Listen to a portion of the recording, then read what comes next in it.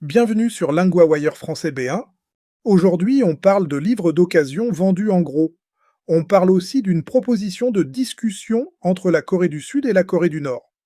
Pour vous aider à comprendre cet épisode, retrouvez les transcriptions, les traductions en anglais et le vocabulaire expliqué sur linguawire.com.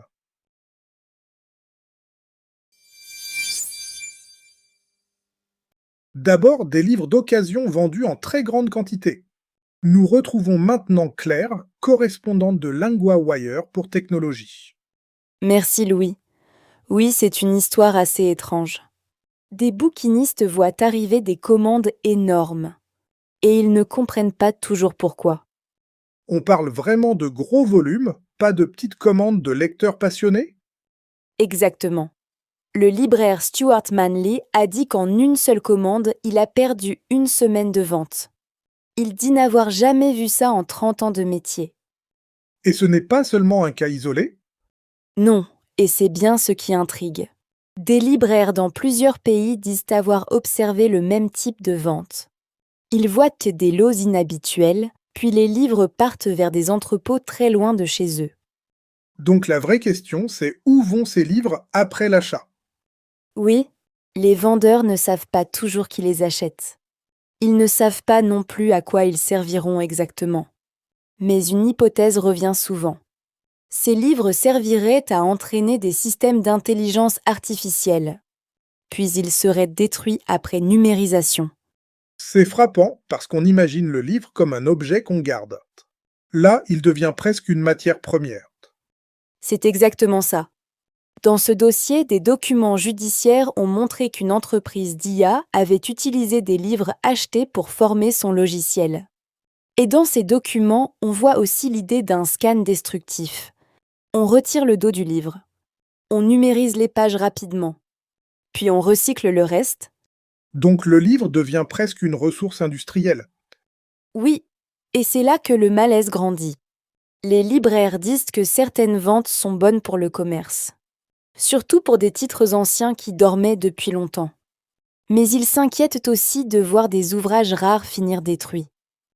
Il y a quand même une différence entre un roman très courant et une édition rare. Tout à fait. Un libraire d'Édimbourg explique qu'un livre rare vendu en peu d'exemplaires n'a pas la même importance qu'un ouvrage unique. Par exemple, un exemplaire ancien est très difficile à retrouver. Pour lui, la perte n'est pas la même selon le livre. Et juridiquement, on en est où?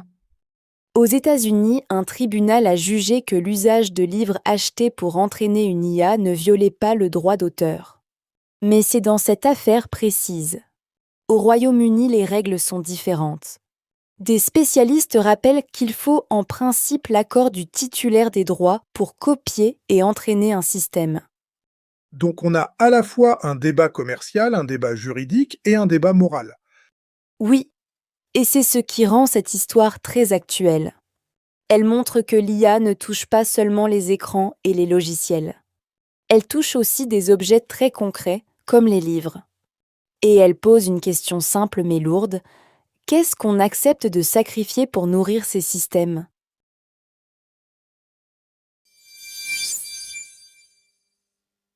Ensuite, une proposition pour mettre fin officiellement à une guerre toujours techniquement active.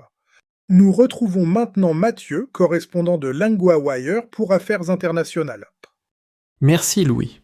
Oui, le président sud-coréen propose d'ouvrir des discussions avec le Nord. Il veut essayer de mettre fin à la guerre entre les deux pays. Le mot « guerre » surprend, parce que pour beaucoup de gens, ce conflit semble très ancien. Il est ancien, mais il n'a jamais été remplacé par un traité de paix. Depuis l'armistice de 1953, la guerre est restée gelée. Officiellement, les deux Corées sont donc encore en guerre. Et la proposition de Séoul va plus loin qu'un simple geste symbolique? Oui, Lee Jae-myung parle d'un système de sécurité à plusieurs niveaux. Il veut éviter les tensions le long de la zone démilitarisée. C'est la frontière de fait entre les deux pays. Il dit aussi vouloir discuter de moyens concrets pour freiner le programme nucléaire du Nord. On voit bien la logique. Réduire le risque immédiat, mais aussi traiter la question nucléaire. Exactement. Le problème, c'est que Pyongyang a déjà multiplié les essais de missiles balistiques. Certains sont capables de porter une tête nucléaire. À Séoul et au Japon, cela est perçu comme une manière d'intimider et d'afficher sa puissance. La réponse du Nord n'est pas encore connue, si je comprends bien. Non, pas encore. Le Nord n'a pas réagi à cette offre au moment de la publication. Et cela compte, parce que dans le passé, Pyongyang a déjà repoussé des propositions de dialogue venues du Sud. Il y a aussi un contexte politique à Séoul, non? Oui, Lee veut clairement changer de ton après une période plus dure. Son prédécesseur, Yoon Suk-yeol, avait pris une ligne beaucoup plus tendue. La région était devenue plus froide. Lee essaie donc de relancer la discussion avec le Nord, mais aussi avec la Chine. Ce n'est donc pas seulement un discours pour la cérémonie de la fête nationale. Non, c'est un signal politique. Il a parlé lors de la journée de la libération. Cela commémore la fin de la domination japonaise sur la péninsule. Il a dit qu'il fallait commencer des discussions en tant que partie directement concernée. C'est une manière de dire « les deux Corées doivent se parler elles-mêmes ». Mais pendant ce temps, la tension militaire continue. Oui. Quelques jours avant un exercice militaire commun entre les États-Unis et la Corée du Sud, le Nord a lancé un missile en mer. C'était le 11e essai suspect de l'année, selon le décompte donné dans le dossier. Donc on a en même temps une main tendue et un geste de provocation. C'est un contraste très fort. Et c'est ce contraste qui résume la situation. D'un côté, Séoul dit qu'il faut parler. De l'autre, Pyongyang continue de montrer qu'il garde la pression. Pour l'instant, la grande question est simple.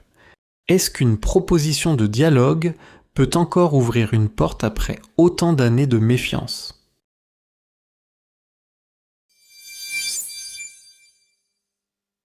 Pour commencer, 3 mots du premier sujet. Le premier mot est la commande. C'est une demande d'achat, souvent pour plusieurs objets. Exemple. J'ai passé une commande pour 5 livres hier soir.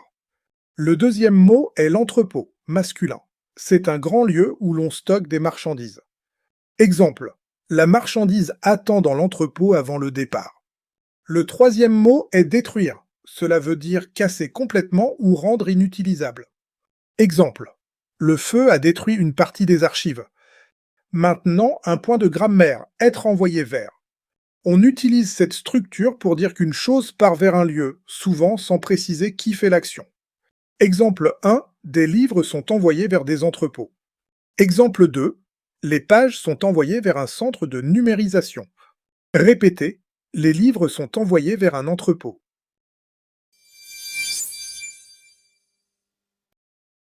If LinguaWire is helping you, the kindest thing you can do to support our growing team and language learning program is leave a rating wherever you're listening. It's how other learners find the show. And if something could be better, tell us through the feedback form at linguawire.com.